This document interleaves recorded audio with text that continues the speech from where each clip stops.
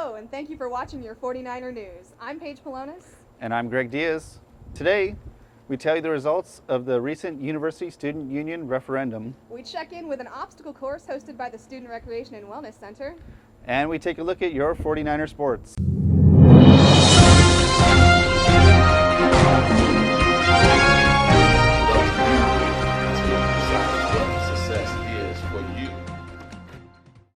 The Student Fee Advisory Committee will meet on Friday in USU 205 to discuss the results of the recent University Student Union fee referendum.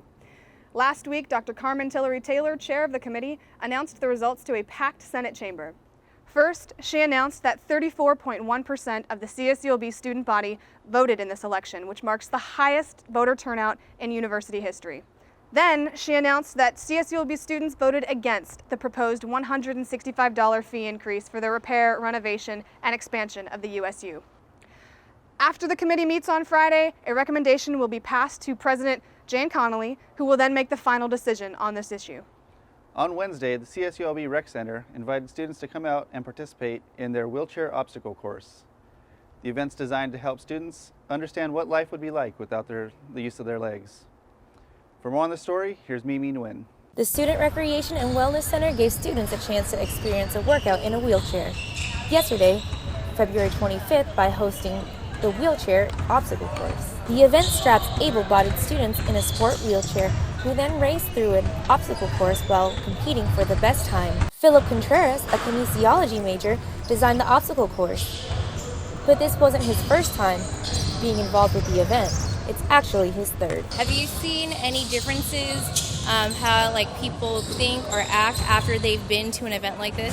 Oh, they're more, their eyes are wide open after seeing what it's actually like to use a wheelchair and actually having to see how people who are athletes using wheelchairs are able to move around so efficiently. The underlying purpose is to give students without disabilities a chance to experience the difficulties that come with operating a wheelchair, giving students a different perspective. Ruby Gonzalez, a communication studies major, gives some insight on her experience during the event. Do you think that events like this, put out the awareness that the rec center is trying to put forth? I think that it brings awareness to students and gives them a taste of what it feels like to be in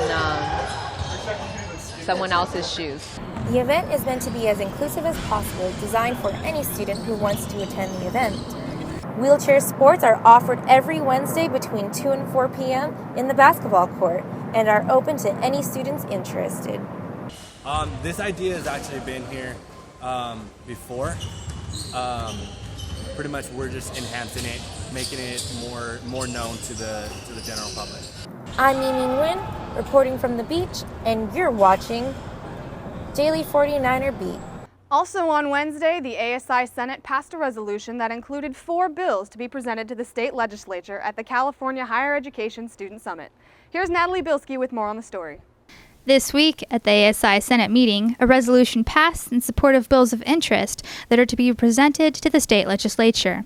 However, Assembly Bill 42, which prohibits mandatory fees from increasing without at least a supported 66% student body vote, was removed from the resolution.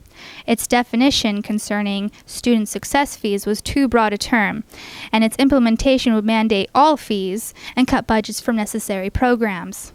Out of the 4 bills to pass, one included the establishment of Larry Itlong Day, a day dedicated to the Filipino activist who helped Cesar Chavez create the United Farm Workers. The ASI Lobby Corps takes the resolution to the California Higher Education Student Summit this weekend in Sacramento. This is Natalie Bilski on 49er News. Thanks, Natalie. Moving across the campus, the theater department premiered The Last Days of Judas Iscariot on Friday. Brianne Rios was there for opening night. Let's go out to her for the story. Family, friends, and students gathered for the theater department's opening night of their main stage production, The Last Days of Judas Iscariot. The Last Days of Judas Iscariot is a play that questions the nature of truth, justice, and morality. The play is written by Stephen Adley Gurgis and directed by CSULB theater alum Olivia Trevino. Opening night consisted of fellow theater majors, alum, the cast family, but mostly students of the department's 113 class. This introduction to acting class is for non-theater majors only and requires them to attend all of the department's productions. Edwin Palacios is a second-year mechanical engineer major who is actually excited to see the play. I'm really hyper right now, sorry about that. But I know how the setting's gonna be, like around the middle of the stage, but the environment is what I'm really looking forward to this play and how people react to it and get enjoyed by it. The events of the play revolve around the afterlife trial of Judas, whom many consider the ultimate betrayer. Judas's life and final acts are presented in the courtroom with witnesses that include Saint Monica, Mother Teresa, and Sigmund Freud.